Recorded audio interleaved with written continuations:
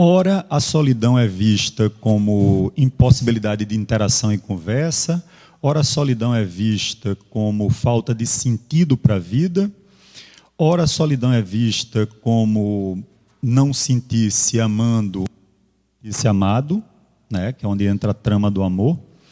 Ora, a solidão é vista como a falta de envolvimento com causas coletivas, né, ou com o outro, na acepção dada por Vinícius, ou numa dimensão política. E eu também vejo claramente, né, uma diferença fundamental hoje em dia, né, digo sempre aos meus clientes, que uma coisa é descansar, outra coisa é se distrair. A falta de envolvimento, né, do sujeito atual com atividades lúdicas, né, com aquelas atividades que quando você faz, você perde a noção do tempo, né? Então, a gente está muito preocupado, a gente pensa muito, né, na necessidade de descansar, né, e pensa menos na necessidade de se distrair, né? São alguns antídotos da solidão.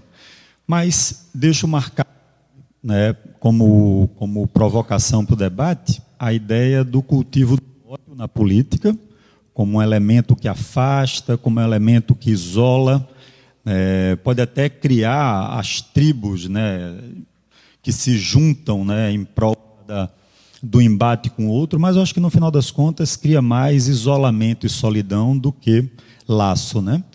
E essa questão do preconceito com relação aos transexuais, né, que vivem uma violência física, uma violência simbólica, e eu acho que são as pessoas, quem sabe, das mais solitárias, já que não têm como companheiro nem seu próprio corpo, enquanto, obviamente, não fazem a devida transição, a que eu acho um dos remédios mais solidários que a gente pode ajudar essas pessoas a conseguirem na vida, né?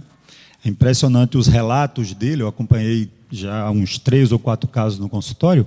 O relato deles é que quando eles descobrem a palavra transexual, é como se finalmente alguma coisa fizesse sentido na vida, né? E uma mãe que me pedia, traga minha filha de volta, né, me mostrando o álbum de 15 anos, dizendo, o que é que tem aqui de homem, né?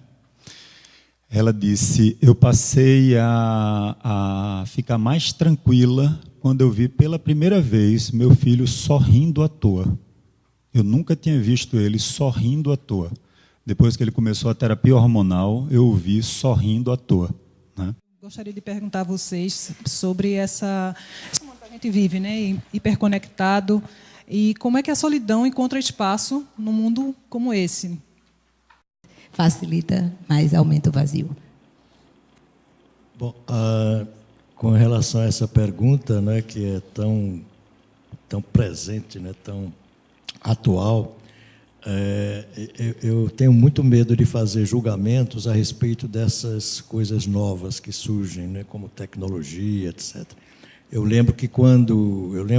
li que quando surgiu o cinema sonoro, os adeptos do cinema mudo disseram, isso é uma coisa que vai passar logo, né? E na verdade, temos aí, né, o cinema com todas as adições, né, da tecnologia do som, enfim, das cores, enfim. Pois bem, mas eu também, a pergunta que eu me faria com relação a essa pergunta que foi feita pela Débora seria, a quem interessa, né, essas tecnologias tão modernas, né? A quem interessa manter as pessoas grudadas no celular, mesmo quando elas estão juntas, não é? A gente vê e observa isso com as crianças, com meus netos. A gente está jantando, conversando numa sala e cada um deles num celular lá, conversando com outras pessoas que estão longe. Mas a quem interessa isso, né? A quem interessa a tecnologia, né? Quem ganha com isso, né? Toda vez que a gente não entender uma coisa, é bom lembrar a pergunta dos antigos romanos, né? Cui credibus, quer dizer, quem lucra com isso, né? Isso talvez seja uma resposta que a gente tenha que pensar e talvez um dia possamos responder. Só lembraria a questão do Facebook, que terminou servindo, não é, para usar dados de pessoas para influenciar campanhas eleitorais. Tem também uma dinâmica rede social, né, que é a ideia fazendo você crer que tem alguma coisa nova surgindo ali, né? Quem sabe por isso a conversação presencial, né, pareça menos interessante do que aquela conversação com aquela máquina que parece que vai sempre trazer uma surpresa, vai chegar uma mensagem que essa sim vai, né, descortinar alguma coisa extraordinária, e você fica sempre mantendo aquele tipo de vinculação, aquela ânsia, né? Mas o vilão, né, Débora coloca isso no artigo e nas queixas de consultório a gente vê, é o Instagram, né? O Instagram com aquela vida felicíssima das pessoas, né? Com aquelas fotos super bem tiradas, todo mundo vive viajando, não tem ninguém na cidade, né? Todo mundo está nas praias, na Europa, né? Vida cotidiana não existe, né? Simplesmente essas pessoas estão o tempo todo, né, vivendo, enfim, momentos extraordinários. A gente fica se perguntando o que é que eu fiz da minha vida para estar aqui, no máximo, vendo a vida dessas pessoas, né? Na melhor das hipóteses, tendo tempo para abrir e assistir a felicidade alheia, né? Então, já existe alguns movimentos, né, alguns grupos, assim, eu vejo algumas pessoas começando a abandonar mesmo, né? Porque o WhatsApp, ele é seletivo, né? Não que o Facebook não seja, mas tem a questão de ficar aberto, não ficar aberto, né? O WhatsApp é mais seletivo, então você tem no WhatsApp pessoas que você de fato quer, apesar de que muitas vezes lhe inclui em grupos, né? E você fica com aquele constrangimento de pedir para sair, né? Apesar do grupo também lhe encher um pouco o saco. Agora, o grande problema é que você vê que o celular tá acendendo ali, obviamente cria, né? Que bom, seria bom se fosse do grupo X, aí você vai ver, não, é netos de não sei quem, né? Aí você vai lá, vê aquela coisa lá, enfim. Então, o Facebook tem esse elemento, né? Mas o Instagram é o grande maldito, né, pelas pessoas, né? Já o Twitter seria o melhor de todos, né? Foi a mesma seleção que a Débora colocou, eu vejo presente no depoimento das pessoas, né? Isso chega ao... Chega o tempo todo, né? Tem pessoas que dizem assim, consegui sair, mas só consegui por 3 meses, estou voltando, né? Tipo o vício em cigarro, né? Consegui agora de novo, né? Eu acho que eu agora vou dar um tempo. Gente, estou voltando, né? Me acrescentem, me adicionem. É o tempo inteiro isso, né? Ainda seguindo alguma coisa que você falou, eu lembraria, por exemplo, que o autor de A Cultura do Narcisismo, eu estou meio esquecido agora dos nomes, é Christopher Lasch. Ele diz lá em algum momento que a aparência do sucesso nos dias atuais é muito mais importante do que o sucesso. Eu queria, ainda pegando essa carona, né, do que é que as pessoas ficam tão curiosas de que brote alguma coisa, né? Então, aproveitando o gancho, né, isso é exatamente o estranho, é o sinistro, é o assombro do texto de Freud, de 1919. O que é que você fica catando de alguma forma? Eu penso que você fica catando algo que rompa essa barreira do inconsciente de alguma forma e se torne claro para você. Algo que lhe seja familiar. Porque o estranho, paradoxalmente, é exatamente o que nos é familiar. Eu acho que essas pessoas ficam em busca de algo que está soterrado, que está nas entranhas. O estranho está contido nas entranhas de nós mesmos. Então, essas redes sociais talvez tenham muitas entranhas que você fica futucando até encontrar alguma coisa, não é, que torne familiar. É muito complicado, eu acho assim extremamente complicado, né? Mas também tenho essa opinião do Fernando, porque a gente fica sendo estranho diante de um grupo de netos, filhos, amigos, que eles sabem, estão aqui com a gente, cada um com seu celular, conversando da mesma forma que a gente está pensando que está dizendo alguma coisa que vale a pena para ser segurado por alguém. E eles estão lá, hiperconectados, né? O problema é quando não são só os netos, né? O problema é quando os avós também, os pais, né? Os casais de namorados, né? Os amigos, né? Que vão para uma mesa e cria aquele código. Vamos deixar todo mundo o celular aqui, porque senão está todo mundo olhando, né? Agora, o interessante, assim, não sei se isso é uma certa nostalgia dos contatos presenciais, mas olhares, cheiros, ritmo, né, tom de voz, tem uma série de coisas excluídas, né, desses elementos. E até o próprio ritmo da conversação. Mandei a mensagem, chegou, o outro leu, mas ainda não respondeu, né? Tem um ritmo quebrado, tem um ritmo completamente diferente do ritmo de uma conversação presencial. Não sei, de repente um dia a gente fica tão acostumado a esse ritmo que pode achar estranho a conversação presencial, né? Claro, tem uma sedução da técnica, isso é um produto, isso é uma mercadoria, então existe uma propaganda, existe, como Débora coloca, né, FOMO, né? Que é a ânsia de você não estar participando, né, de alguma coisa fundamental que está rolando aqui nas redes sociais. Tem uma cliente minha que diz exatamente o seguinte, ela diz, olha, é mais complicado você ir para a paquera quando você não tem rede social, porque a pessoa tem que fazer aquelas perguntas básicas. Quem é você? Onde é que você mora? O que é que você faz? Com a rede social, isso tudo já está superado, né? A gente já começa a conversa mais adiante. Então ela diz, é complicado, eu sei que eu perco coisas, eu sei que eu deixo de ser convidada para algumas coisas, que eu deixo de ir para certos programas que hoje em dia só rolam via rede social, né? Então, é uma mercadoria que tem um marketing extremamente poderoso, essas empresas são as das empresas mais lucrativas da atualidade, como o Fernando coloca, tem um interesse aí, mas eu acho que ela não produz um engano, ela produz a busca por algo, né, que as relações presenciais, ainda mais no mundo, com tantos distanciamentos, com tão pouco tempo para o outro, têm tentado nos dar, né, apesar da crítica que tem que ser feita. Eu vi um documentário sobre os órfãos de Auschwitz, e já somos velhos, né? E tinha uma das velhinhas lá que ela ia sempre ao shopping e fazia muitas compras, e aí passava horas e gostava de conversar com as vendedoras. E aí deu para observar que ela vivia uma solidão, porque os pais dela morreram, né, no campo de concentração, os irmãos morreram, ela não tinha mais família nenhuma, não tinha amigos, e ela preenchia esse vazio com o consumo. Se isso chega nos consultórios de vocês, esse consumismo como uma forma de tentar preencher o vazio da solidão. É verdade, essa observação é muito pertinente, porque eu tenho tido clientes, não é, que, por sofrerem de algum tipo de sentimento de solidão, elas buscam nas compras, não é, se locupletar de alguma coisa que lhes falta. E aí passam a comprar compulsivamente, não é, tudo que aparece, passear pelo shopping para comprar. Isso é verdade e a gente observa isso na clínica, de fato.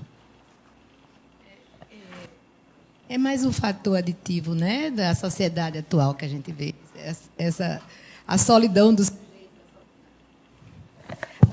sujeito na sociedade contemporânea. Eu tenho um trabalho sobre isso, da sociedade de consumo atual, onde eu peguei uma imagem interessante de um Buda com muitos tentáculos, né? E em cada mão desse Buda tentáculo, em cada tentáculo desse Buda, ela agarrava um objeto de atração, de desejo, um objeto que era um grande trunfo sedutor para o momento atual. Então, de fato, não é pouco comum a gente ter no consultório, na clínica, esse objeto tão valioso, que seja até um nada, mas tem que comprar a qualquer custo. E o que se observa, pelo menos na minha prática, né, é uma clínica privada, mas é o que eu tenho de amostra para poder emprestar nessa experiência. O que se observa, geralmente, essas pessoas sofrem desse vazio interior, não é? Elas, quando não entra por outros circuitos aditivos, não é? O consumo é um grande vilão, porque, inclusive, o Instagram e as redes sociais hoje estão impulsionando na rede de troca-troca, de desapega e vai para lá e compra ali e pega aqui, que é uma coisa boa até nesse sentido, mas leva a essa necessidade. Que eu acho que isso, eu falei a palavra necessidade, porque eu acho que é muito mais bem colocada do que a gente falar num plano de desejo. Mas a relação da solidão com o urbanismo, não é, com as cidades. Não é? Você estava falando de um filme argentino, acho que você estava se referindo a Medianeiras. Medianeiras. Não é? Então, é um filme que a gente pensa um pouco esse espaço público, a nossa ocupação nesse espaço público, eu acho que está diretamente relacionada também com essa sensação, como o Fernando falou, da solidão. Não é? Porque essa especulação imobiliária tão acirrada, não é, tem nos confinado também, e isso, a cidade sendo moeda de troca política, como a gente tem visto no país, não é, tem tirado os espaços públicos também. Não é? Outro dia, um desses telefonemas de marketing, de venda de apartamento, ligou para mim, uma mocinha, e quer oferecendo um excelente empreendimento imobiliário, que era um apartamento maravilhoso, que tinha tudo dentro, tinha até pet shop, tinha hotel para cachorro, tinha tudo, tinha restaurante, tinha tudo, tudo, tudo. Você não precisa, ela dizia, você não precisa sair de casa, é ótimo, porque não com essa violência, você não precisa sair, você não precisa ir para lugar nenhum e tal. E tem uma passagem que vai direto para o shopping, ou seja, o que interessava do mundo era o shopping. Quanto mais ela falava, mais eu ficava desesperada. Né? E eu dizia, Deus me livre, eu quero a minha cidade, eu quero ir para a praia, quero ir para o bar, quero andar na rua, quero fazer tudo isso. A senhora não percebe a loucura que é isso. Não é? Então, esse murar o medo, como diz Mia Couto, né? Essa vender o medo para ter esse lucro. E aí, recentemente, eu assisti a um documentário que fala que as crianças, assim, o maior ideal que você pergunta, você quer ir para onde? As crianças querem ir para o shopping. Quer dizer, o shopping virou o parque de diversões, a praia, isso. Né? Então, aí se junta com o que se falou sobre o consumo, sobre o consumismo. Não é? Então, o que é que você vai fazer? No shopping, você tem lojas, você tem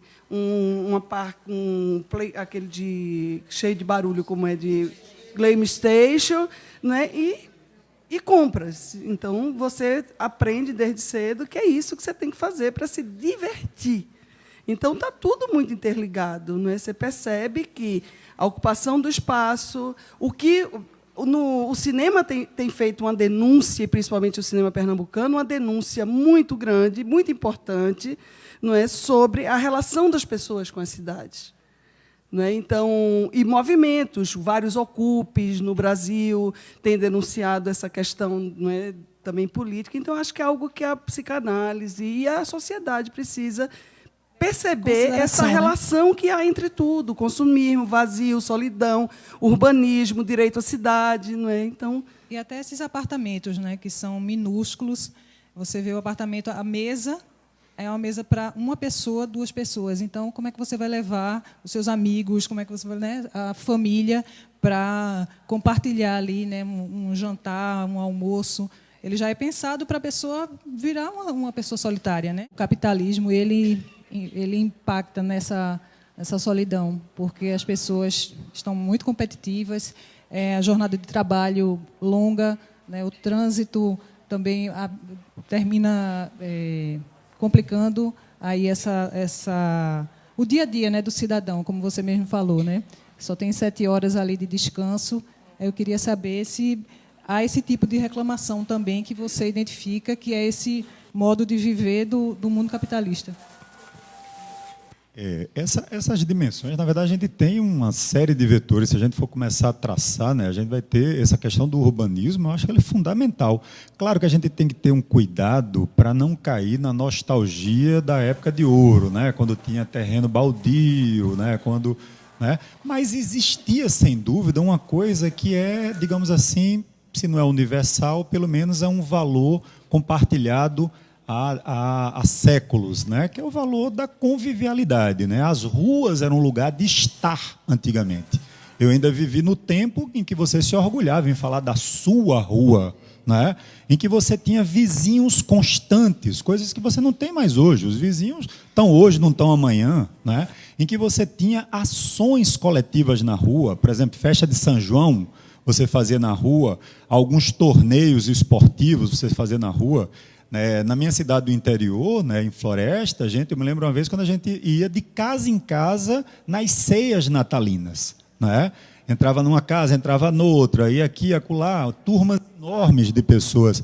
Quando eu levo, né, a minha secretária em casa, ela mora acho que é Três Carneiros, se eu não me engano, eu fico encantado com aquele lugar, apesar de saber que tem violência, que tem, enfim, falta de todos os equipamentos urbanos, né? Mas tem gente na rua. A rua é o tempo todo habitada, né? As pessoas estão ali naquele frufru, conversando e bebendo e trocando, etc, etc. E que dá essa sensação de uma vida mais interessante. Se os apartamentos fossem de 30 metros para lhe jogar para a rua, se a gente tivesse isso, a gente tivesse a praça ou a própria, né, enfim, espaços públicos quaisquer, né, como em Paris, né, apesar de que hoje já não tem mais a mesma ocupação de antes, né, o glamour já está começando a cair, né, com as favelas nas praças, né, mas se a gente tivesse esse espaço aí, quem sabe, de fato, minimizasse um pouco esse efeito da solidão,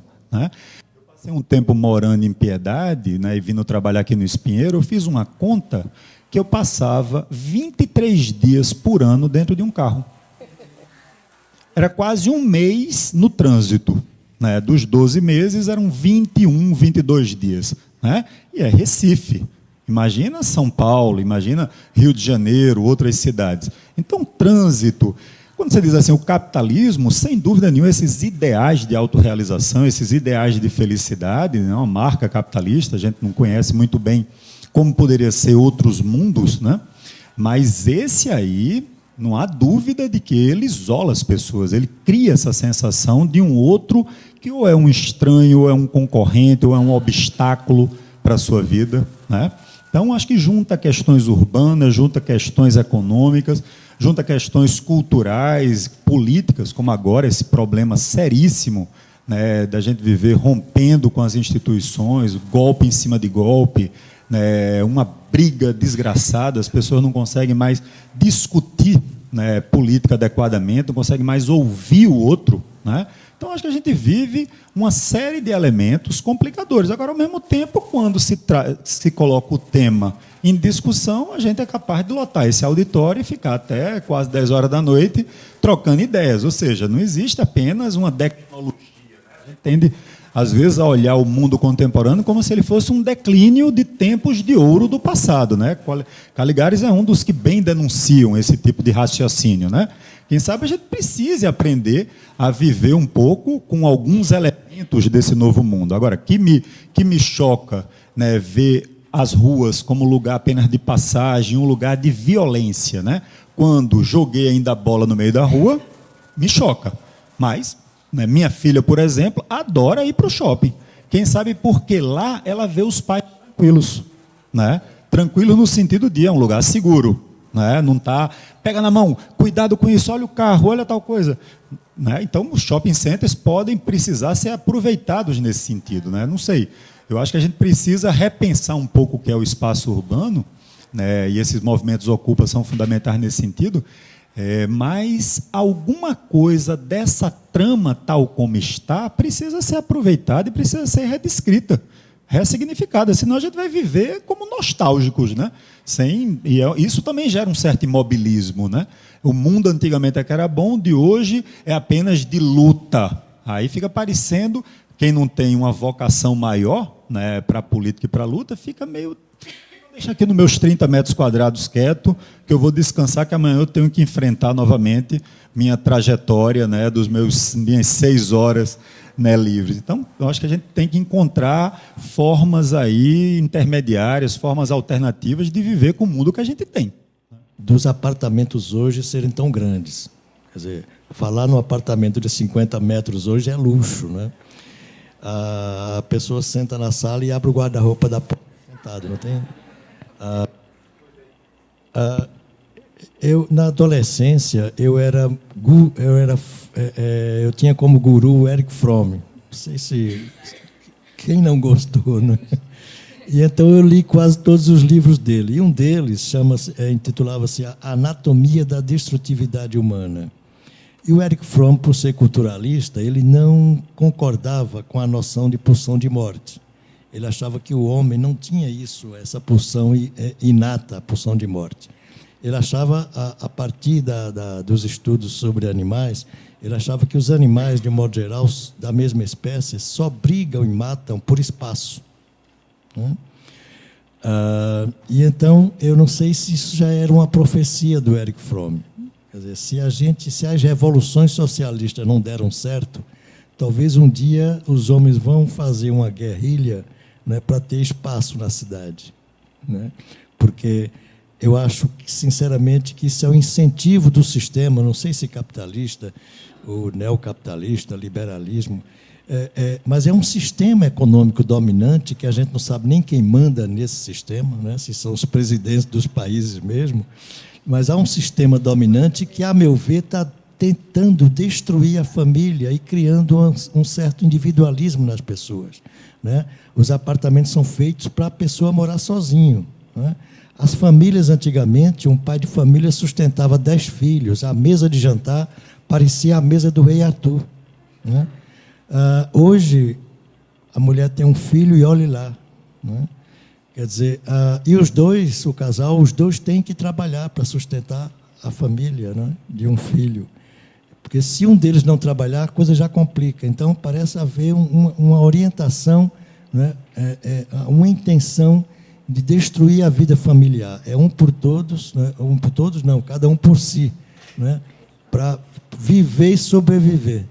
É isso que interessa ao sistema. Assim, uma legião de crianças que não têm a convivência com as mães que são empregadas domésticas, que saem dos seus trabalhos de 6 horas da noite, já chegam cansadas, né, tem que fazer a comida do outro dia, tem que lavar roupa, o prato, então não tem nem tempo para ter essa convivência com as crianças. Aí eu queria saber de vocês se há esse tipo de reclamação assim, nos consultórios da falta de convivência com os pais, de ter uma relação mais próxima com os pais, de ter mais tempo com os pais. Como uma coisa muito clara, né? É até curioso, quando a gente discute a importância, né, da família nuclear na formação do sujeito, né, a gente tem uma época de ouro da família, né, que é ali final do século XIX, início do século XX.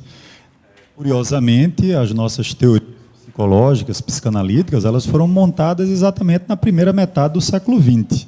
Né? E não é à toa que referenciam tanto a família como uma agência social fundamental. Mas a gente está aqui falando de vários outros vetores que são formadores de subjetividade. Né? E a família, cada vez mais, é uma família de um único cônjuge. Né? No caso, a mãe, né?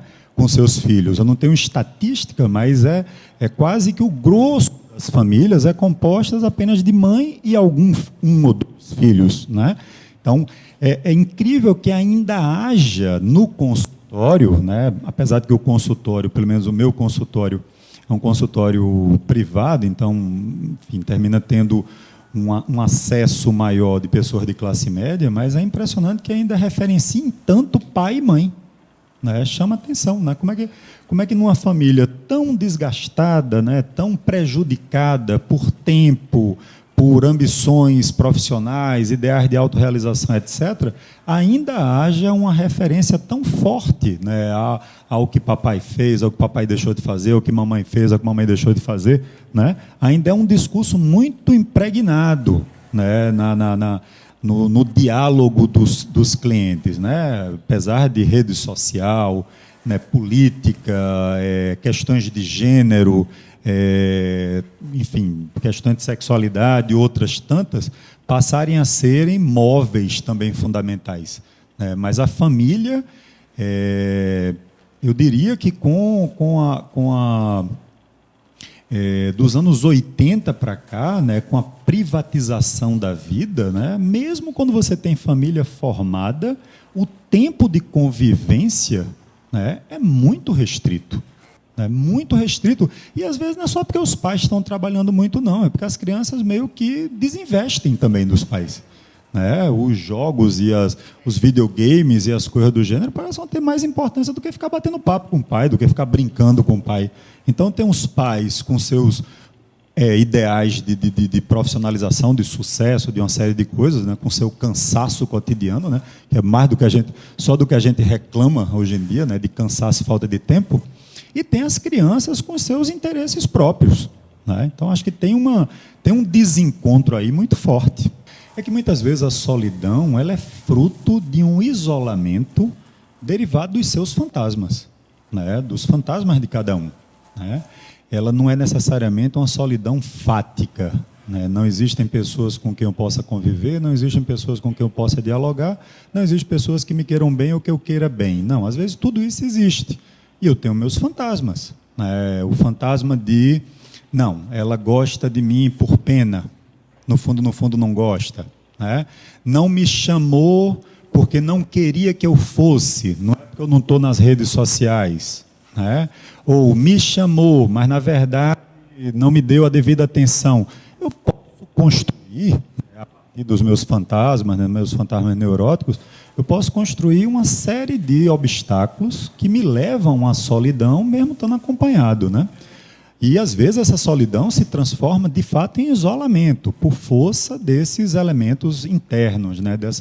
Desses fantasmas paranoicos, desses fantasmas de competição, desses fantasmas de ultrapassamento, né? Estão querendo me botar para baixo, estão querendo me passar a perna. Isso é presente o tempo todo. Né? A fantasmagoria humana é impressionante. Né?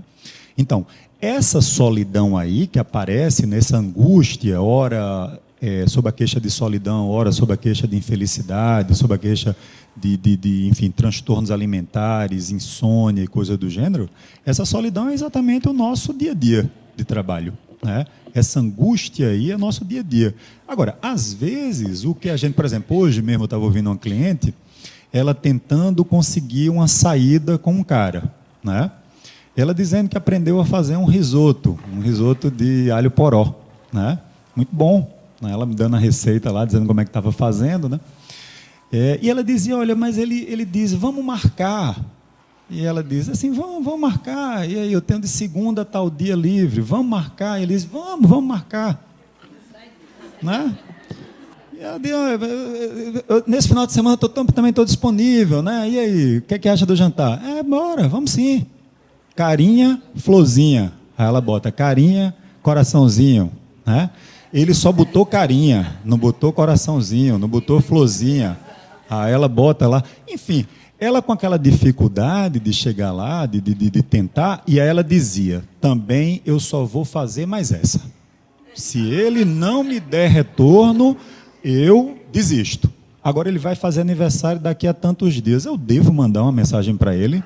Eu disse, olha, obviamente a gente não faz esse tipo de discurso assim tão de explicação, mas enfim, no final das contas era alguma coisa do tipo, olha, você tem que aprender a ficar só. Né? Só você aprendendo a ficar só é que você vai conseguir dar o tempo de uma conquista. Né? Não é possível, porque você chamou ele para um jantar e ele não quis, né? Uma menina jovem, assim, com toda aquela ideologia de gênero, de igualdade, né? Ideologia de gênero, não, tira essa palavra, né? Isso não existe, né? Toda aquela pressuposição de uma igualdade de gênero, né? Quando eu dizer para ela, olha, se fosse um homem com relação a uma mulher, o fato de você dar um ré para um jantar não impediria de modo algum que no dia seguinte, com a maior cara dura, ele dissesse, e aí, me dê um bolo, vamos marcar mesmo. Ela disse, é mesmo, né? A tentativa continua, né? O tempo tem que ser dado. Mas a questão fundamental dela é que ela precisaria, nesse caso, muito mais aprender a ficar só do que aprender a conquistar. A ânsia dela por conquistar rapidamente fazia com que, tempos atrás, ela mandasse, numa hora dessa, o velho recado de lamento. Foi quando eu disse para ela, olha, não existe coisa mais antierótica do que o velho lamento. Pelo visto, você não me quer mesmo não, né? Era bom que você dissesse. Por que você não é claro com isso? Eu digo, olha, essa aí, perdeu para sempre. não tem risoto, não tem jantar, não tem outra possibilidade. Então, essa dificuldade de você aceitar o tempo do outro, né, a questão que Carol colocou, a capacidade de você lidar com a alteridade, eu diria que é a grande questão freudiana. A grande questão freudiana é exatamente o fato de que você não controla o outro. Você não controla o querer do outro. Né? Você não controla também a sua própria alteridade, o seu outro interno. Né? Você não controla o seu querer. Né? Você vive meio que tendo que jogar com essas variáveis que horas são presentes, horas não estão presentes. Mas a grande questão, né, o que é o Édipo para Freud, no final das contas, é o aprender a aceitar que o outro tem desejo próprio. E que não é o meu desejo. Né? O desejo do outro é o desejo dele. Ora pode coincidir com o meu, ora pode não ser o meu. Né? Então é como se trazendo isso para o convite dela, para o rapaz lá para jantar, né? Ela conseguir suportar a alteridade dele, de que ele vai ter o tempo dele, e ela sabe pelo Instagram que a ex curte toda foto que ele coloca, né? Ou seja, tem esse imbróglio aí no meio, né? Ela sabe que a ex está tentando ali se chegar, ainda mais numa condição como essa. Né? Se tem aí um imbróglio, você vai ter que suportar a ideia do tempo dele. Né? E, dentro das suas possibilidades, aguardar o que você considera razoável aguardar. Mas essa ideia de ou eu colo no outro, ou eu recuso e me afasto, é exatamente duas formas de você se manter isolado e solitário. Né? A posição intermediária, essa posição mais difícil, mais instável, que é eu não domino nem controlo o outro, mas ainda assim eu estou aqui tentando ficar no jogo, essa posição é a posição do encontro. E a tendência nossa, do ponto de vista das nossas inclinações à segurança, nossas inclinações ao prazer e as nossas inclinações paranoicas, se o outro recusa o meu jantar é porque ele não gosta de mim, não é porque ele está envolvido com a ex, não é porque ele ainda está num momento complicado, não. Eu já construo a hipótese com base no meu umbigo, né? Essa condição de ou colar ou se isolar é exatamente as nossas duas tendências típicas. Então, nossos fantasmas inconscientes favorecem muito o nosso isolamento. Né? Então, tem essa questão, a questão presente o tempo inteiro no consultório. No momento que a gente se reúne aqui, não é, com pessoas assim, do mais diversos lugares, com tantas coisas para trocar com a gente sente como a gente precisa se encontrar mais. Como a gente precisa estar mais juntos. Como a gente não pode ficar nas nossas clausuras, né, de consultórios e instituições que sejam familiares ou instituições que sejam psicanalíticas, o que é que danado seja universitária. A gente tem que quebrar esse paradigma, tem que falar dessa maneira, abertamente, tem que denunciar, tem que dialogar com o diferente. Né? Eu acho que essa oportunidade que Débora está nos oferecendo da revista... Na realidade, a gente sempre faz esses encontros, né? A Revista Continente, a gente tem as nossas matérias especiais, a gente, em dezembro, fez um encontro sobre AIDS, né? Que está crescendo bastante. Parece incrível, né? 35 anos depois do primeiro caso da AIDS no Brasil, está crescendo bastante. Então, foi feito um encontro, né? Numa escola municipal, numa escola estadual com os adolescentes lá, e foi bem interessante. Então, a gente está sempre promovendo encontros para aprofundar o debate levantado nas nossas matérias. Né?